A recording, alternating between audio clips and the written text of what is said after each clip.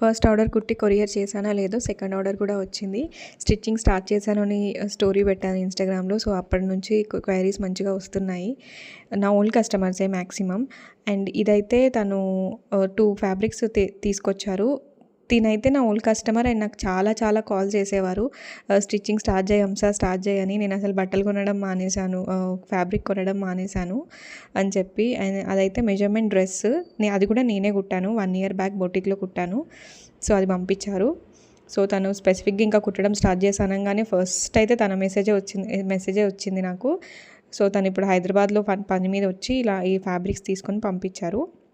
ఇదైతే long frock కుట్టమని చెప్పారు. Transparent neck ఉంటుంది కదా, transparent neck and transparent hands అలా పెట్టి లాంగ్ ఫ్రాక్ కుట్టమన్నారు. అండ్ ఇంకొకటి చుడిదార్ సెట్. మీకు స్టిచ్చింగ్ కావాలి అని అనుకుంటే నాకు షాప్ విత్ హంస అని ఇన్స్టాగ్రామ్ పేజ్లో మెసేజ్ చేయండి. నా ఛానల్ని సబ్స్క్రైబ్ చేయండి. Thank you so much. Dress ఎలా వచ్చిందో నెక్స్ట్ షాట్లో పెడతాను.